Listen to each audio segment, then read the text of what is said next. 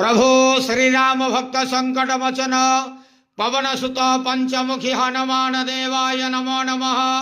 दीपं यदि परम ब्रह्म दीपं यदि जनार्दन दीप हरतु मे पाप पूजा दीप नमस्तुते। प्रभो पंचमुखी हनुमान देवाय नमो नमः।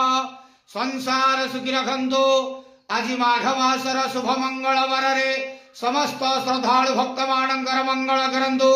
समस्त श्रद्धालु भक्त मानंको आशीर्वाद करंतु। मनस्कामना पूर्ण करंतु। कर्म क्षेत्र उन्नति करंतु। जगतर मंगल करंतु। विश्वर कल्याण करंतु। आपणकर नाम विख्यात करंतु। सेवकर डाक श्रवण करंतु। प्रभु श्रीराम भक्त संकट वचन पवन सुत पंचमुखी हनुमान देवाय नमो नमः। मनोजवारुत तुल्य वेगं जितेन्द्रियं बुद्धिमता वरिष्ठं वातात्मजं वानरतमुख्यं श्रीरामदूतं शरणं प्रपद्ये। संसार सुखी रखंदनंदे गवार हरि बोलो। आज माघमासर शुभ मंगल वररे समस्त श्रद्धालु भक्त मानंकर मंगल करंदनंदे गवार हरि बोलो। प्रभु पंचमुखी हनुमान देवाय नमो नमः।